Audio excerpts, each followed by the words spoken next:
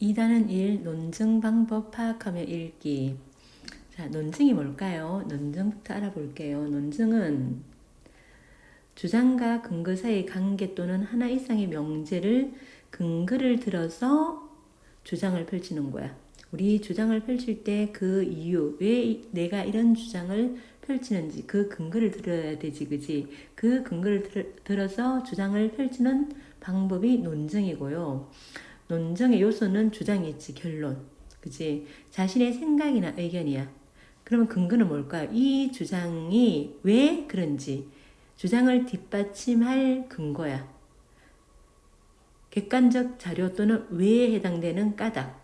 객관적 자료가 있어야겠지. 주장을 무조건 우기듯이 하면 안 되겠지, 그지? 내가 이 주장을 펼칠 때는 그 근거가 뭔지, 그 까닭이 뭔지를 얘기해야 되지, 그지? 그 까닭에 해당되는 자료, 이게 근거야. 그러면 자, 아주 중요하다. 중요돼 있지, 그지? 아주 중요해. 이 단원에서는 이걸 배우는 거야. 논증 방법은 세 가지가 있어. 귀납, 연역, 유추. 뭐가 있다고요? 귀납, 연역, 유추. 이 세 가지가 있는데 내가 주장을 할 때는요. 개별적인 거, 그러니까 작은 거에서 개별적인 특수한 사실이나 원리에서 일반적이고 보편적인 걸로 나아갈 때는 이걸 귀납이라 그러는 거야. 닭은 알을 낳는다. 비둘기도 알을 낳는다. 앵무새도 알을 낳는다. 개별적인 거지. 그지? 제일 작은 요소들이지. 그지? 거기에서 타조도 알을 낳는다. 따라서 모든 새, 요걸 다 포함하는 게 새잖아. 그지? 그러니까 작은 개념. 그래서 자, 작은 개념 닭, 비둘기, 앵무새, 타조. 여기에서 큰 개념, 요게 다 포함하는 게 뭐니?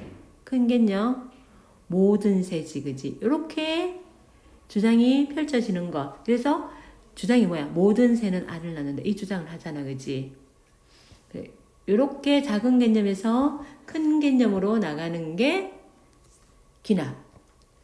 근데 이런 예들, 닭은 알을 낳는다, 비둘기도 알을 낳는다, 앵무새도 알을 낳는다, 뭐 참새도 알을 낳는다, 이렇게 얘가 사례가 충분할수록 참일 가능성이 높지만 앞에 이게 전제야. 모두 알을 낳는다, 모두 알을 낳는다, 이게 전제거든. 요게 전제인데 이 전제가요. 전체가 아니고 전제. 전제인데요. 이게 참이라도 닭 알 낳는 거 맞지? 비둘기 알 낳는 거 맞지? 그지? 이게 참이라도요. 결론이 반드시 참이 되는 건 아닙니다. 엄청 많은 새들, 우리 지구상에 있는 더 많은 새들 또는 우리가 알지 못하는 새 중에 한 마리라도 알을 안 놓잖아, 그지? 그냥 새끼를 낳아버리잖아, 그지? 그러면 모든 새는 알을 낳는다. 안 되지, 그지? 중요하다. 개별적인 것에서 일반적인 것으로 가고, 개별적인 것에서 일반적인 것에서 가고, 사례가 충분할수록 참일 가능성은 높지만, 그렇다고 결론이 항상 참인 건 아니다. 이거 기납이고요. 연역은 반대로 큰 개념에서 작은 개념으로 가는 거야. 작은 것으로. 개념이라기보다 작은 것으로 가는 거야. 일반적인 사실이나 원리에서 개별적인 것으로. 모든 조류가 먼저 나왔잖아. 그지? 알을 낳는다. 펭귄은 조류이다. 따라서 펭귄도 알을 낳는다. 이렇게 모든 조류에서 펭귄어로, 그지? 앞에 전제, 대전제고, 두 번째 전제, 소전제고, 그리고 결론은요. 펭귄은 알을 낳는다. 이 말을 하기 위해서 자, 요게 연역이야. 연역은 큰 데서 작은 데로, 일반적인 데서 개별적으로. 그리고 유추는요, 비슷한 면을, 여러 면에서 비슷하다는 것을 근거로 하여 다른 속성도 유사할 것이라고 추론하는 거야. 독수리는 부리와 날개가 있고 하늘을 날며 알을 낳는다.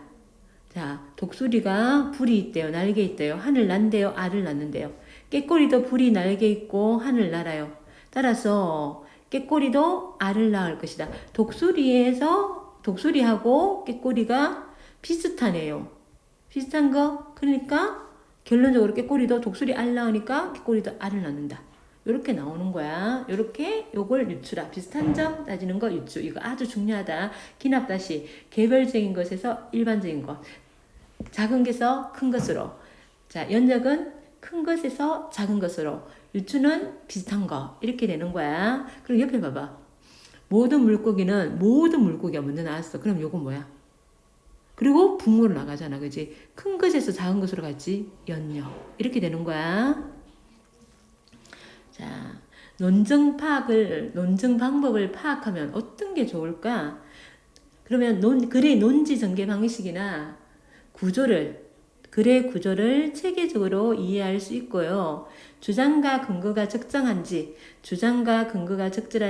타당한지 잘 판단할 수가 있습니다. 그러면 우리 연역, 기납이 사용된 우리 주장하는 글 한번 볼게. 왜 속도를 고민해야 하는가 해가지고 의문문이지. 왜 속도를 고민해야 되는가? 택배 기사 아저씨 얘기하는 거야. 택배 기사 아저씨. 우리가 속도를 너무 중요시하다 보니까 택배 기사 아저씨들이 사고가 많다는 거야. 열악한 환경에서 일한다는 거야. 그래서 속도를 고민해야 하는가 해가지고 의문문을 통해서 흥미를 유발하고요. 당연히 글의 종류는 주장하는 것이고, 속도 너무 지나치게 중요시 하지 않았는지 우리 반성해 보자고. 그리고 좀 늦더라도, 작은 불편 하루 이틀 늦게 오더라도 그거 받아들일 줄 알자고. 그런 소비자가 되자는 거고, 제목이 의문문으로 제시되었지. 그래서 독자의 호기심이 유발되었고, 기납과 연역 방법이 사용됩니다. 찾아봐야 됩니다. 그리고 통계자료 나와요. 통계자료 나오면 이 말이 사실이네, 신뢰감이 있네, 주장의 타당성을 높여줍니다. 자, 우리 서론 부분부터 갈게. 주장하는 글은 서론, 본론, 근론으로 구성되어 있어요. 자, 우리나라는 배달공화국이라고 해도 지나치지 않을 만큼 배달 산업이 발달하였다. 야, 우리나라가 배달공화국이야. 진짜 그렇지, 그지? 특히 코로나 온 이후로는 배달이 더 많아졌지. 배달 산업이 발달되어 있고 음식은 물론이고, 여기 이제 자, 배달 산업의 발달 현황이야. 여기서부터 우리나라 배달 산업의 발달 현황이고요. 음식은 물론이고 꽃, 서류, 쌀 등의 별것을 다 배달한다. 사정이 이렇다 보니 아예 배달만 전문적으로 하는 대행 업체도 생겨났다. 배달 산업이 커지면서 속도는 경쟁력이 되었다. 속도가 빨라야지 돈을 많이 벌 수가 있는 거야. 경쟁력이 되었어.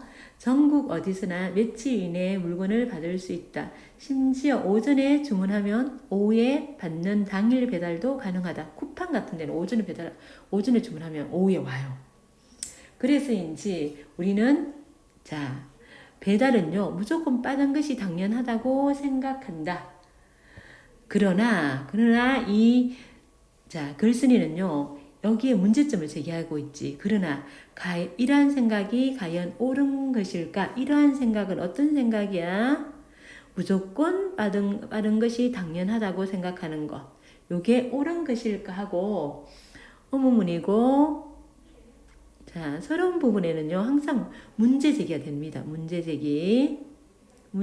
제기가 되고요. 그리고 호기심 유발하고, 여기에 대해서, 자, 이걸 배달은 무조건 빨라야 된다. 이런 생각을 하면 안 된다고 얘기하겠지. 포인트 1. 서론 부분이라, 서론은 배달 산업이 발달한 오늘날의 상황을 제시하면서 독자의 의문문으로 흥미를 유발하고요.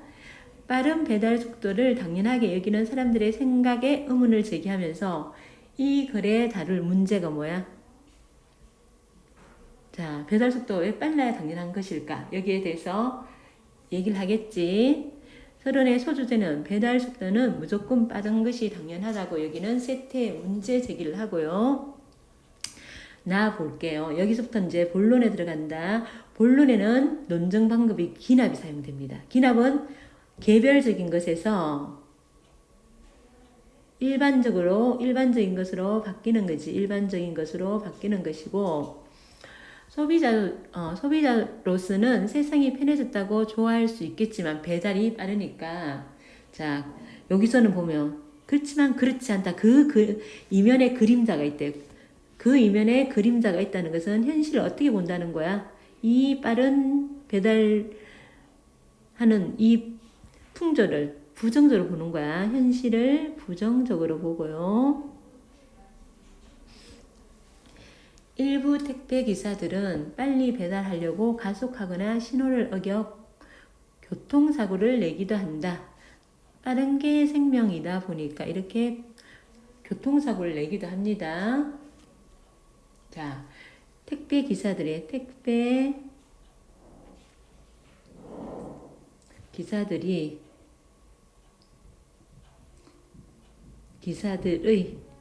노동 환경과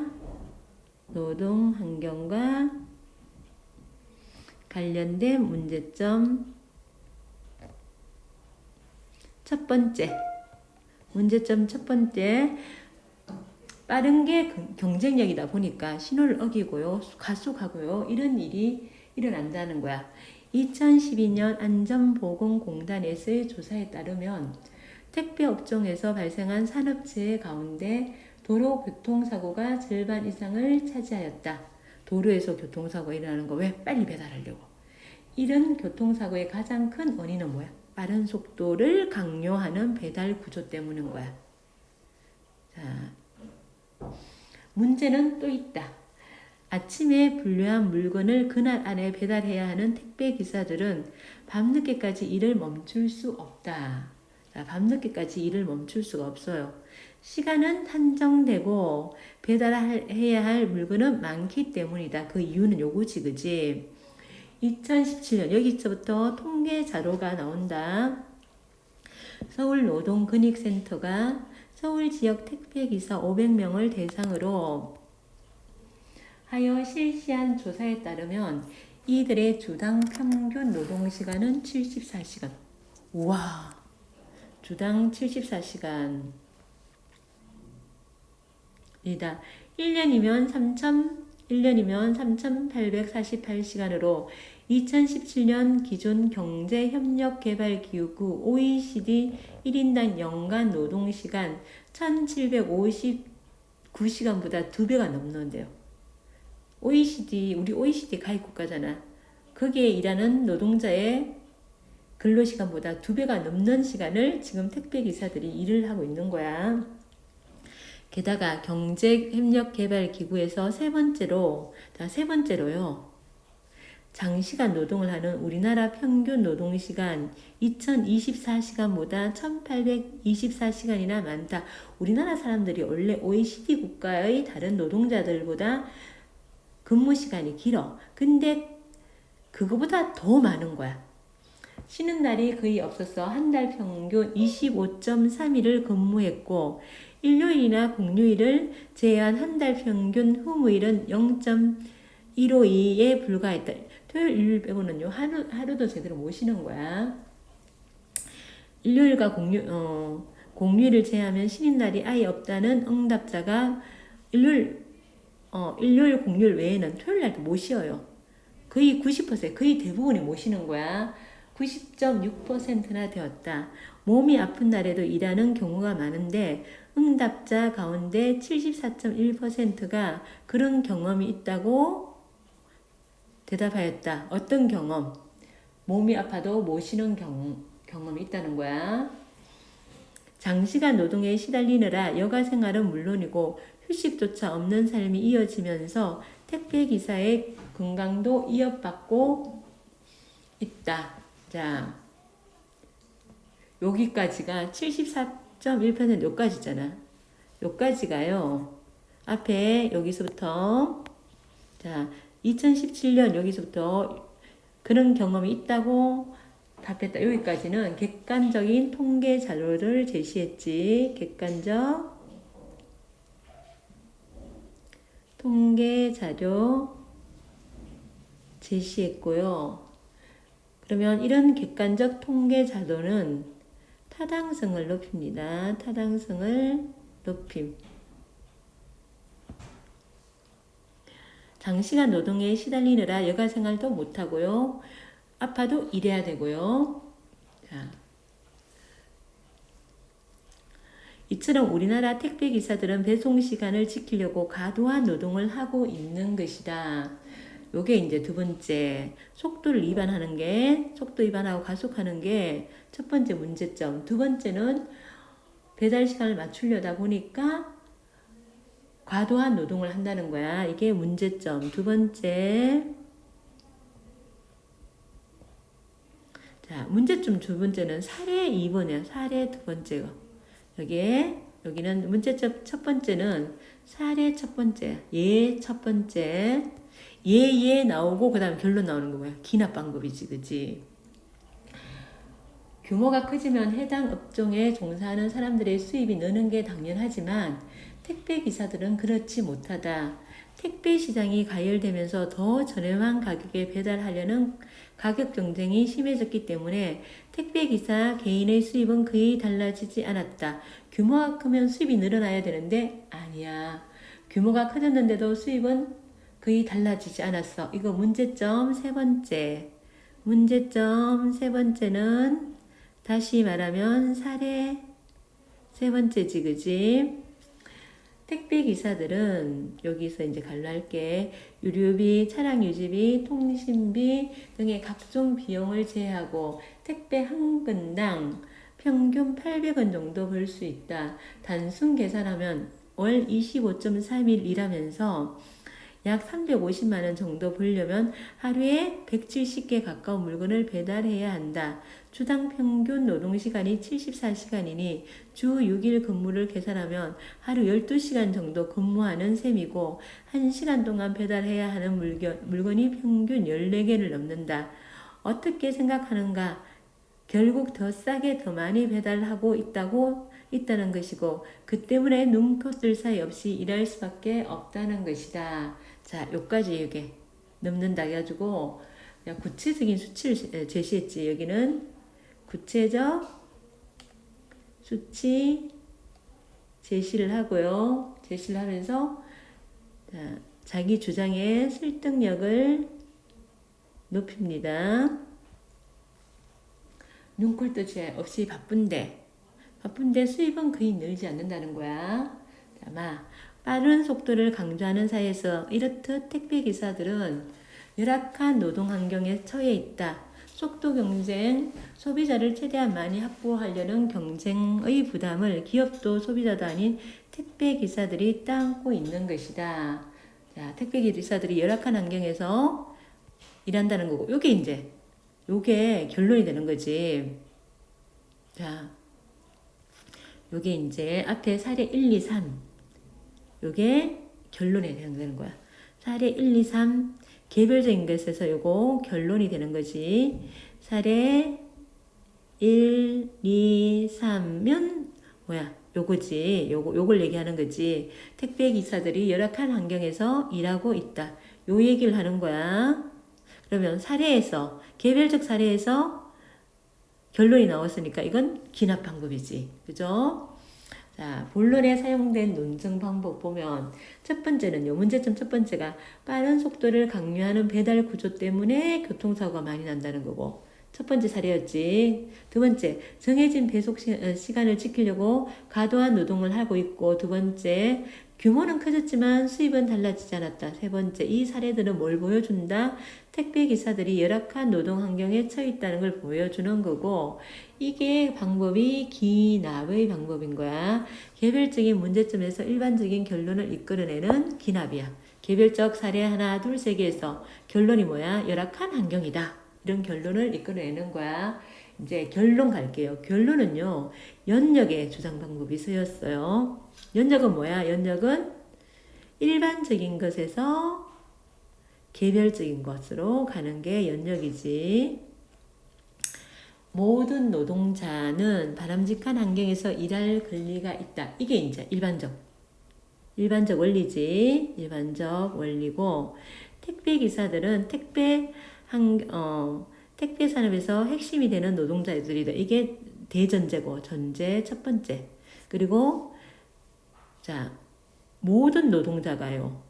바람직한 환경에서 일할 권리가 있고 택배 기사도 노동자야. 그지? 전제 두 번째 소전제고 이게 대전제가 되는 거야. 그리고 결론 따라서 택배 기사들도 노동자니까 노동자들은 바람직한 환경에서 일할 권리가 있었지. 그러니까 택배 기사도 바람직한 환경에서 일할 권리를 보장받아야 한다. 이게 결론이지. 요게 무슨 방법? 연역. 모든 노동자, 택배 노동자, 기사들 이렇게 나왔잖아. 그지? 모든 노동자에서 택배 기사. 일반적인 것에서 큰 개념에서 작은 개념보다 같지. 그지? 우리가 누리는 편리가 누군가의 희생을 바탕으로 하는 것이라면 그것을 포기할 수 있어야 한다. 우리 모두 속도를, 자, 여기서 이제 전체 결론, 독자에게 당부하는 거. 우리 모두 속도를 지나치게 중요시하지는 않았는지 반성하고 택배 기사들의 권리가 지켜질 수 있도록 작은 불편은 받아들일 줄 아는 소비자가 되자. 이게는 전체 이 주장하는 내용. 이게 주장이고요.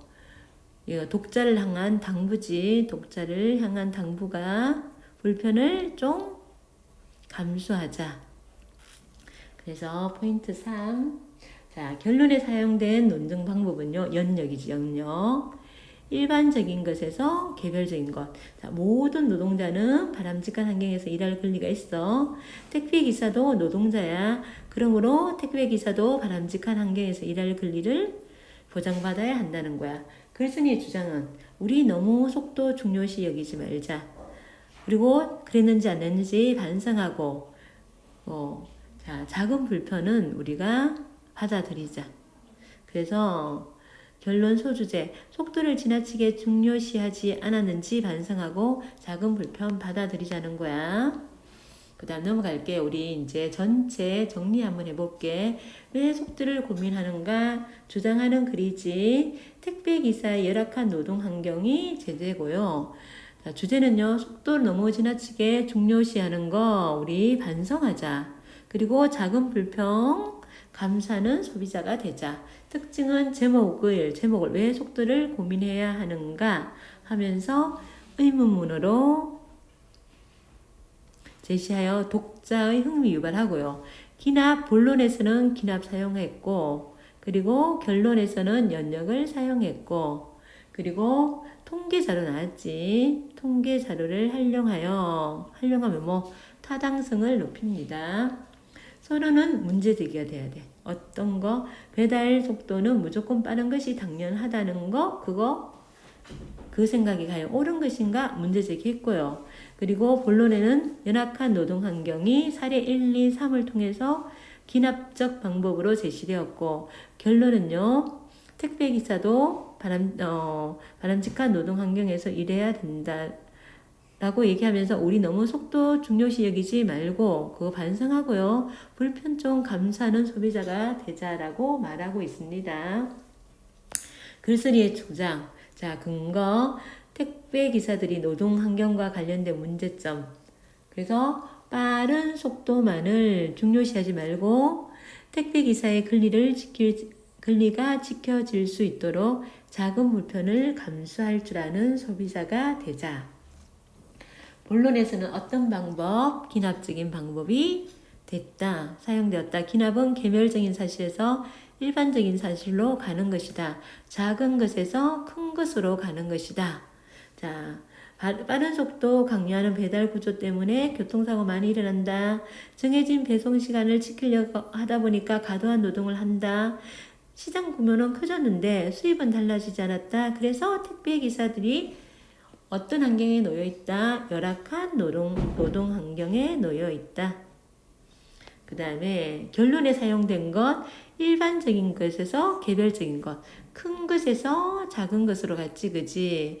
요게 연역이지, 그지? 자, 모든 노동자는 바람직한 환경에서 일할 권리가 있고, 택배기사는 노동자야. 그러니까 택배기사도 바람직한 환경에서 일을 해야 돼.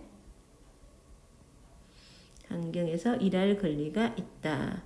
연역 방법이 사용되었고, 그 다음에 학습 활동 볼게요. 왜 속도를 고민하는가? 우리나라는 배달 산업이 엄청 발달되었고 무조건 빠른 것이 당연하다고 생각하고 있다. 이게 문제 제기지. 이게 문제 제기고요. 본론은 자, 2에서 5문단이야. 2에서 5문단이 본론이고 택배 기사들이 열악한 노동 환경을 어떻게 제시했어요? 기납 방법으로 뒤에 기납 나온다. 기납 방법으로 제시되어 있고 그 다음에 결론은 6문단이고요. 속도를 지나치게 중요시하지는 않았는지 반성하고 작은 불편은 받아들일 줄 아는 소비자가 되자. 자, 넘길게. 여기 없네. 여기는 기납의 방법으로, 여기는 연역의 방법으로 뒤에 나옵니다. 다시.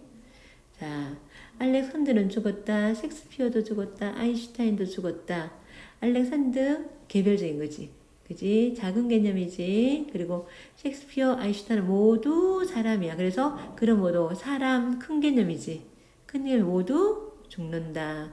어떤 방법? 기납 방법. 개별적인 것에서 보편적인 거. 이게 자 전제가 참이야. 그러면 결론은 항상 참이 아닐 수도 있어. 아닐 수도 있다. 왜? 혹시 우리가 모르지만 어딘가에 누군가 죽지 않은 사람이 있을 수도 있잖아. 그치? 그 다음에 일반적인 것에서 특수한 사실, 다시 말하면 개별적인 것으로 가는 것. 자, 요거는 연역이지, 그지? 연역. 모든 생물이야. 영양을 섭취해야 살 수 있다. 사람은 생물이다. 그러므로 사람도 뭘 해야 돼? 영양을 섭취해야 살 수 있다. 사람. 이렇게 되는 거지. 요건 연역. 그 다음에 유사한 것의 속성을 근거로 결론을 내는 거. 이건 유추. 일랑성 상동이는 동일한 유전자를 가지지만 외모와 성격은 똑같지 않다. 자, 일랑성 상동이가 이렇대요. 복제인간도 복제 대상과 동일한 유전자 가졌지만 외모와 성격 똑같지 않대요. 복제인간도 동일한 유전자를 가졌어. 그럼 일란성 상동이와 똑같네? 그지? 그러면 외모와 성격이 똑같지 않을 것이라고 우리가 유추는요, 미루어 짐작하는 거야. 미루어 짐작할 수 있지. 미루어 짐작이라는 뜻이고, 이렇게 외모와 성격이 똑같지 않을 것이라고 미루어 짐작할 수가 있어. 기납은 개별적인 것에서, 일반적인 것으로. 연역은 일반적인 것에서 특수한 다른 원리로. 유추는요, 비슷한 한글 근거로 유사할 것이라고 추론하는 거야. 그 다음에, 자, 우리 여기 쓰인 논증 방법 본론에서는요 문제점 하나 둘 세 개가 나왔지 그치 빠른 속도 강요하는 배달 구조 때문에 교통사고가 많이 일어나서 열악한 환경이다. 정해진 배송 시간을 지키려고 과도한 노동을 하기 때문에 열악한 노동 환경에 처해 있다. 그리고 규모는 커졌지만 수입이 별로 달라지지 않았어요. 그거 열악한 환경에 처해 있는 것이다. 기납 방법이지. 기납이 사용되었고 그 다음에 모든 노동자는 바람직한 환경에서 일할 권리가 있다. 택배기사는 노동자이다. 따라서 택배기사도 노동자이니까 바람직한 환경에서 일할 권리가 보장받아야 한다. 자, 따라서 여기도 택배기사도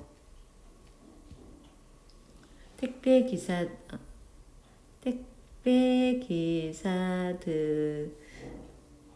역시 바람직한 환경에서 일할 권리를 보장받아야 한다. 이거 무슨 방법? 연역 방법이지. 뒤에 있어요. 연역 방법이고요. 자, 노동자는 바람직한 환경에서 일할 권리가 있다는 일반적이고, 자, 모든 노동자에서 어디로? 택배기사로 나왔지, 그지? 그러면 일반적인 것에서 개별적인 것으로 개별적인 사실을 이끌고 있기 때문에 연역에 해당됩니다. 그 다음에 자 논증 방법이 글쓴이의 주장을 효과적으로 드러내고 있는지 효과적으로 드러내고 있지. 택배기사들이 열악한 노동 환경에 처해 있음을 보여주는 구체적인 사례 세 개 들었지 그지. 빠른 속도만을 중시하는 구조, 작은 불편을 감수할 줄 아는 소비자가 되자는 주장을 효과적으로 뒷받침하고 있고요. 글쓴이의 주장을 효과적으로 드러내었고 연역과 기납을 사용하여 근거를 논리적으로 자기가 주장하는 근거를 논리적으로 제시하여 설득력 있기 때문에 효과적으로 드러냈다고 할 수 있고요. 그 다음에 이제 논증 방법은 유추야. 유추는 뭐야? 비슷한 점이지. 비슷한 점으로 미루어 짐작하는 거지. 자, 요거는 자 고전수필이야. 고전수필. 행랑채가 태락하여. 행랑채 집에 이제 행랑채는 뒤에 있는데 대문간 옆에 있는 집. 보통 하인들이 살고 있는데요. 태락하여 지탱할 수 없게끔 된 것이 세 칸이었다. 나는 마지 못하여 이를 모두 수리하였다. 그런데 그중 두 칸은 비가 샌 지 오래되었으나 두 칸은 오래되었대요. 나머지는 한 칸은 알면서 오래되었으나 나는 그것을 알면서도 이럴까 저럴까 망설이다가 손을 대지 않았던 것이고 이럴까 저럴까 망설이다가 손을 대지 않았던 것이고 그러니까 수리를 계속 미루었다는 얘기야. 빨리 수리 안 하고 수리를 계속 미룸. 나머지 한 칸은 처음 비가 셀 때 서둘러 기아를 갈았던 것이다. 처음 비가 셀 때 서둘러 기아를 갈았대. 그럼 여기는 제때 수리한 거야. 제때 수리함. 이번에 수리하려고 보니 비가 샌 지 오래된 것은 그 석갈의 추녀, 기둥, 들보가 모두 썩었어. 못 쓰게 된 까닭으로 수리비가 엄청 들었고, 자, 비가 샌 지 오래된 거 수리비가 엄청 들었어요. 그리고 한 번밖에 비가 새지 않았던 거, 제때 수리했던 거, 그것은 한 칸의 제목이 온전하여 다시 쓸 수 있었기 때문에 그 비용이 많이 들지 않았다. 자, 이 집수리 경험, 집을 수리했던 경험 갖고 이제 유추하는 거야. 다른 거에 비슷한 다른 거에 설명하는 거야. 나는 이에 느낀 것이 있었다. 사람의 경우도 마찬가지라는 사실이다. 자, 집수리하고 집수리 경험에서 느낀 깨달음을 갖고 사람에게 적용했지, 그지? 자, 행랑채 수리에서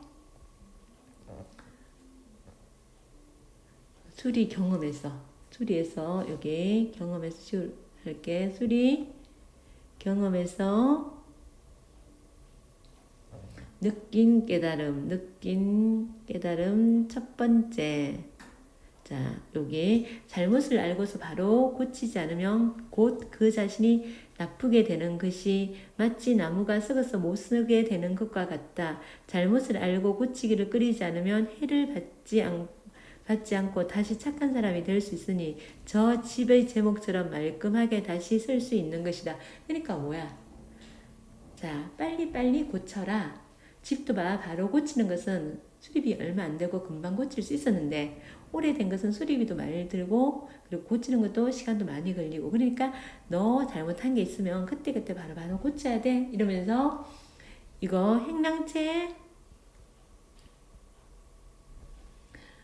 행랑채와 사람의 경우의 유사성을 바탕으로 해가지고 사람도 마찬가지로 빨리빨리 잘못한 게 있으면 고쳐야 돼 하면서 비슷한 점 갖고 하는 거 유추지. 그리고 사람뿐만 아니고 있잖아. 사람도 그렇고 이제 나라의 정치도 마찬가지야. 이와 같대요. 여기서 이부터는 백성을 좀먹는 무리들을 내버려 두었다가는 백성들이 도탄에 빠지고 나라가 이토록 된다. 그런 뒤에 급히 바로 잡으려 해도 이미 썩어버린 제목처럼 때는 늦은 것이다. 어찌 상가지 않겠는가 하면서 요거 서리법이지. 아이고 다시 하자.